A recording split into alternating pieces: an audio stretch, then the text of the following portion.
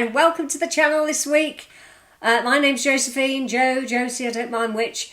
Hope you're doing well. What a week it's been here. We've had negativity around the world, haven't we? This, that and the other in the UK. All sorts going on and job losses galore and all sorts. But I try to remain positive with any negativity if I possibly can. Years ago I used to get dragged down by every piece of information. Not anymore. I'm trying to take control, and I woke up the other day and I said, miracles are happening today. And a funny thing happened. My son said, Mum, I'm going to Coldplay at Wembley Stadium on Saturday. It had been booked a year ago.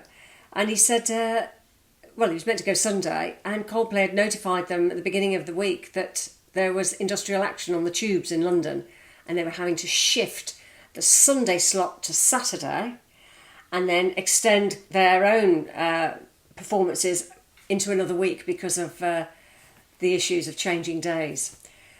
And his friend who had booked the ticket a year ago had booked the time off on Sunday but wasn't allowed to have Saturday off for work. So that was awful for him. So we put out some notices. Does anybody want to go? Does anybody want to go? You know, it was a package. So the hotel came with the ticket, which is a saving grace actually in the long run, because we spoke to people at Wembley and they had paid separately for hotels, and the hotels wouldn't swap the details and they lost their money. So in the short of it all is that nobody would go. So I said I would go. I've never seen Coldplay. I don't like crowds. The last time I went to a concert was apart from seeing my son's band, was in 1984 when I saw Sheila Ferguson in the 3 Degrees. So you can imagine, it's a big thing for me. I don't like the idea of standing up, being crushed. But there was no seat booked, it was all standing because my son prefers to be near stage B. And if you know anything about Wembley, I didn't. It's all new to me this week, so I'm taking you along with us. The only problem with showing you what I've got is the music is not Coldplay's music, and neither is all the support acts that I've shown you. I have to dub over anything that I've got on my catalogue that I pay for with Epidemic Sound. I cannot show you Coldplay's music or anybody else's. As you know, I'll get copyrighted and struck off or asked to take the whole thing down. So I've wanted to take you along with me. I was excited thinking I could show you it all, but I can't. But you can see the images because I've taken them on my camera, and my son was thrilled because he was shocked that I took so much footage. I didn't want to get in anybody's way, but I thought, I'm tiny, my camera's standing here, it's not getting in anybody's face, whereas everybody else is tall and whatever. Everybody had their cameras out. But my son was in the moment and enjoyed it because he'd been to one in Cardiff, I think it was 2011 maybe, was it 2017? 2017. Anyway, he went there and he enjoyed it. So he knew sort of the best stage to go to if you're going to stand up. Now, standing up worried me because I didn't realise it was going to be such a long time. So off we set on Saturday, excited. The night before I didn't sleep. We get on an Avanti West train, which is faster than the normal trundling trains I've ever got in the past. In fact, I haven't been to London since 2011. And if you followed me, you'll know that it was an awful day in London. My son was 11. He had migraine. It was the beginning of his epilepsy. That day, my husband never rang me, ever, and rang me and said he was losing his job. And he was standing in a toilet telling me. And I'm going, there's nothing we can do at the moment. I'll deal with it when I get home. And then I was with my son's piano teacher, Hazel. Shout out to Hazel. She was so good. And she was thinking, how worse can today get? We were supposed to go and see the Star of Africa diamond in the Crown Jewels, and I just didn't even take any of it in because there was so much going on. And then my son was vomiting all the way in the train because of his migraine, and there were no seats. And we were on the wrong end of the train, had to move 7 carriages, stepping over people, and I'm saying he hasn't got a virus, it's just migraine, and people are just like, ignoring me. It's just unreal. But that aside, this time I thought we were going to have good fun. I am not going to think of that. We're going to go straight in and enjoy the show. So we get to London and we go to the hotel and they said, we haven't got your booking. And my heart sinks. So my son's going through all his emails and he realises that we're supposed to be at another hotel. So she rings through and she says the booking isn't there either. So he's trying to contact the people who he booked the ticket with via Ticketmaster. They were another company that were dealing with the hotel side of things, and it said they will be available on Saturday between 1 and 4, and now it was 1:45. So we sat down for 15 minutes, took a breath and thought, right, let's hope they answer the phone. And they said, oh yes, we are contacting the hotel where you're meant to be, which is the other side of London. So we just Ubered it, and we got there, we rang them, and they rang in advance, and we rang them as well and said, have you got the booking? Oh yes, you're under a different section. So we got there, it was lovely. It was the Hilton Doubletree at Ealing Common, and it was a lovely room. I did ask for a twin room, but they didn't have a twin, even though we'd requested it. But they were very good, and they gave us, everybody, complimentary drinks, but we didn't have time to take them. They gave us a warmed cookie on arrival. There was complimentary water in the rooms, coffee. It was very well organised. And I forgot my toothbrush, so they gave me a toothbrush pack free of charge. So they were really good, and the standard of cleanliness was fine, absolutely perfect. So the hotel room was fine. So all we had to do was get ourselves over to Wembley Stadium. And my son said, we haven't got time, Mum, we've got to go now. And I said, well, luckily I'd stopped at Aldi the day before and bought us one of these poke bowls. Have you heard of them? Where you've got sticky rice at the bottom, edamame beans and salad and chicken and a soy sauce to go on top. I said, right, we better get this down our necks with some crisps. And we were full because it really filled us up because we didn't know where to go. We hadn't got time to eat. And I had a feeling that might happen. Brought plenty of drinks at the time we had on the train, so we were well hydrated. Get to Wembley Stadium, and we're waiting until 4:45 to get in. So this is 3:30 now. My son said, you've got to be at the front, Mum, because when you get to stage B, there's A, B, the main stage, and there's B, where Chris Martin runs down the middle of the stage, and he spreads himself across all stages. But because you're not in a seat having an overview, you want to be near stage B, my son said, so that he runs up and down and you see him. So we had to go near the barrier. So we're about 3 or 4 in from the barrier with people.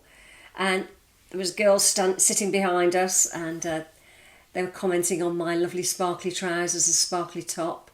My trousers from Marks and Spencer's a few months ago, and my friend said to me at the time, why have you bought those? Where are you going to wear those? They're only £12, reduced. I said, I'll find a way. And it was the perfect time to wear them. And I've got a sparkly top as well. I ended up taking a polo neck off because I was hot outside, so I thought that'll cool me down. And of course it's open inside Wembley, but it's still 23, 24 degrees. And when people coming in, it starts to feel like 30 degrees, even as the night time came upon us. And it went dark as Chris Martin came out, which was lovely because of all his antics and fabulous display that he puts on. But going back to queuing up, once we got in, I could not believe that, it's going to be ages before Coldplay come on, 8:30. And I stupidly stood there and stood there and stood there like everybody else, thinking, well, everybody else is standing here, just get on with it. We asked for the odd cup of water to be passed from the front. And time went on, and we had as you can see, I'm going to show you, we had a symphony orchestra from Venezuela come on. They played a classical piece, a nice fun-loving classical piece, but I obviously can't show you that piece, so I've dubbed it over with another classical piece. They had Eliana, who sings We Pray with Coldplay, but she also came and did a dance scene and her own music, and Eliana's from Palestine, and she was fantastic. She didn't have a band with her, which my son was upset about because she had a backing track, but she sang brilliantly. And then there was another lady that came on before Coldplay. I can't remember her name, and I don't wish to. I thought the sound quality was awful. We couldn't hear her. And when somebody's got attitude, she's like, you wouldn't want to sit next to her on a bus in case she whipped you with her umbrella. She's like, and we were like, what's going on? But apparently they all have their own sound engineers. Coldplay's sound was perfect. Nothing wrong with it. You didn't feel it was too loud, you just felt it was just all-encompassing. I thought I'd have to have earplugs, but no, not at all. Absolutely amazing. They've thought about everything. So when they came on, they just blew us away. I've just never known anything like it. And I was enjoying the songs and just the atmosphere. You couldn't move by this point. We had about 3 centimetres either side. I've been chatting away for about 10 minutes and realised that the video had cut off. Anyway, so yeah, we had about 3 centimetres either side, so you could just about do that and not knock somebody's teeth down the throat. And I was able to take my videos, which I didn't think was too bad because I'm only small anyway. It's not like I'm in the way. And everybody had their phones out, so it was just, atmospheric anyway. But enjoying all the show, all the things that were going on. And then about 10:15, now the show's about to finish at 30:30, I suddenly felt queasy. Felt very hot. Then my ears started ringing. I thought, oh my God, I'm going to faint. So I say to my son, I don't feel well. And he goes, seriously? And I went, I don't feel well. And then I tried to tap somebody's shoulder to the right of me, thinking I've got to get out to the barrier. Luckily, we weren't that far, about 5 in at this point. And I'm trying to get this woman's attention to move her out of the way as I'm falling. And thinking, hold on to your bag. And the next minute, my glasses went and somebody picked my glasses up. I remember a tall man giving me my glasses. The barrier opened. And then I just remember this man held my shoulders and lifted me and put me in a chair, and I was whizzed along in this rattling chair, thrown back and put into a side room, and there was various staff members there, a nurse. She went, do you want chocolate or a sandwich? I said, I'm not that hungry, I feel full. Well, you haven't eaten for 10 hours. I thought I have, I ate at 3 and I felt fine in terms of food, but it was the heat. And I said to my son, just lift my legs up. And she went, that won't help. I thought, well, I needed to get the blood from my feet to my head, get some circulation going. I didn't understand that. Anyway, I had a bit of chocolate off her, just in case. And she gave me a glass of water. I couldn't coordinate my speech because, when you're not well, the last thing you need is somebody firing questions at you. I'm like, I poured the water down my face. And my son said, she's really pale. She's really pale. And I must have been ashen. And of course, I couldn't feel my legs. They were just gone. And there was a woman opposite me. She was the same. She was just two up from me. So I remembered her. I said, you were just by us? And she said, yeah, I went completely out. So it's the standing and it's no good really. But we got through it. And I said to my son, get out there and listen to the last few tracks. I think I missed Fix You and a couple of others about love or something. And they put love all around the stage on the end bit. But the nurse said, well, you might as well go out early to save being with the crowds. So we did. And she said, next time, don't wear sparkly things. They keep you too warm. I thought, if I want to wear a sparkly top, I'll wear a sparkly top. I didn't understand that advice at all. And the thing about don't lift your legs up, I think that's the first thing you do, isn't it, when somebody faints? Get some blood going. Anyway, off we went, and I was holding on to my son. I was sort of dragging my legs along, and people were going out in dribs and drabs because you're all staged in and staged out so that the tubes aren't overwhelmed. And we just had to get to a place where it was safe for Uber drivers to come and pick up, so we just got an Uber back. They charge you through the roof for any special event, but we just had to get back. There's no way I was able to go on a tube. And all was well when we got back, so I felt fine.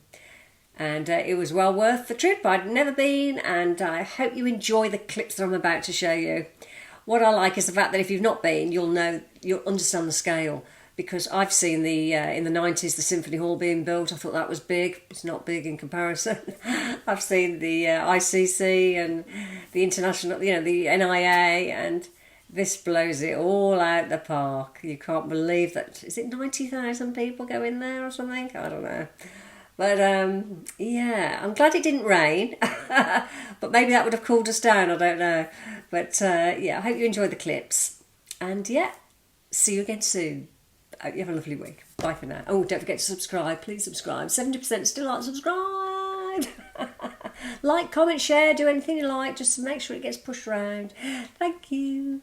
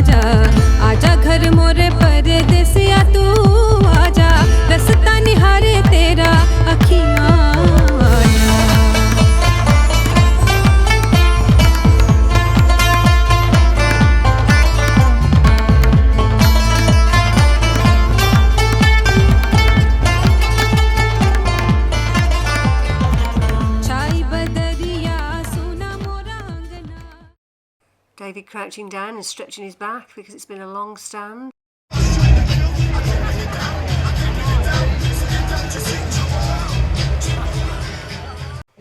You can see me saying help me, thinking this place is getting full, people coming in, and we even get pushed more forward when the crowds come in and people are seated above.